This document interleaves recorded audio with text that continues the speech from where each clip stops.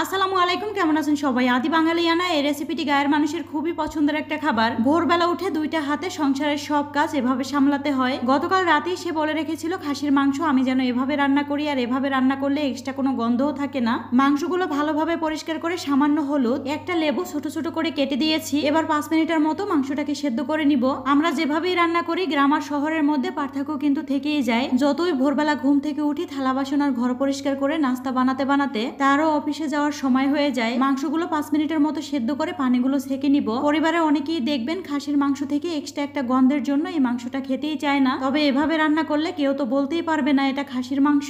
আগে তো সামান্য পরিমাণে হলুদ দিয়েছিলাম, আর এবার পরিমাণ মতো সব ধরনের মশলা দিয়ে নিব। বাইরে প্রচুর বৃষ্টি, গতকালকেই বলে রেখেছিল তার নাকি খুদের ভাত খেতে ইচ্ছা করে। দুইটা হাতে সেই ভোরবেলা থেকে কাজ শুরু করছি, জানি না সবকিছু ঠিকঠাক মতো রান্না করতে পারবো কিনা। মাংসের পাশাপাশি সবজি ভাজি তো থাকতেই হবে। বাইরে বৃষ্টি হলে কেন জানি এটা ওটা খেতে ইচ্ছা করে আমাদের সবার। আজকে ফ্রিজে যা যা ছিল সবকিছু বের করে নিয়েছি। জামাইকে বললাম আজকে একটা দিন না হয় বাসায় থাকো, আজকে আর কাজে যেতে হবে না। খাসির মাংস সেদ্ধ হতে তো একটু সময় লাগবে, আর ভোরবেলা উঠে আমি সবকিছু রেডি করে নিয়েছি। ছোটবেলা মায়ের হাতে অনেক খুদের ভাত খেয়েছি, তবে মাটির চুলায় মা যেভাবে খুদের ভাত রান্না করতো আমি অনেক চেষ্টা করেও আর ওইভাবে পারিনি। যাই হোক, অন্যদিকে খাসির মাংসটুকু একটু ভালো করে কষিয়ে নিতে হবে। বৃষ্টির দিনে আমাদের তো ঘরে বসে এটা ওটা খেতে মন চায়, আর যারা বাহিরে কাজ করে তাদের তো রোদ বৃষ্টির মধ্যেই কাজে যেতে হয়। মাংসগুলো একটু সময় নিয়ে ভালো করে কষিয়ে নিতে হবে। মাছ মাংস অনেকটা নির্ভর করে কষানোর উপর খেতে কেমন হবে। ভোরবেলা উঠে টেবিলের উপর সব খাবার রেডি করলেও আমি কিন্তু খাওয়ার সময় এখনো পাইনি। মেয়েদের তো সময়ই চলে যায়, সবার আবদার পূরণ করতে করতে নিজের কথা আর মনেও থাকে না।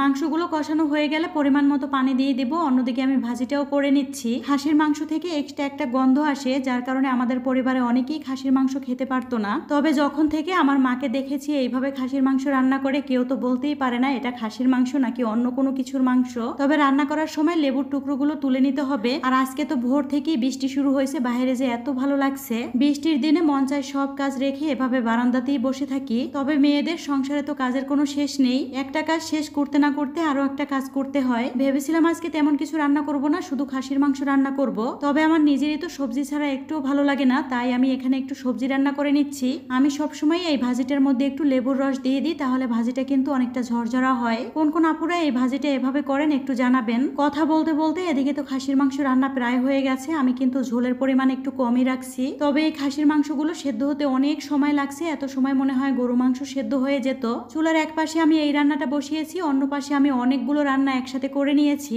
আর এই তো এই ভাজির মধ্যে লেবুর রস দেওয়ার কারণে অনেকটা ঝরঝরা হয়েছে, আর এই ভাজিটা খেতে কিন্তু অনেক বেশি মজা হয়। অনেকে তো মনে করেন ছোট্ট একটা সংসার, এই সংসারে কাজ কি? ভোরবেলা উঠে দুইটা হাতে সংসারের সব কাজ সামলাতে হয়। তো যাই হোক, সবাই ভালো থাকবেন। আজকের ভিডিওটি এ পর্যন্ত।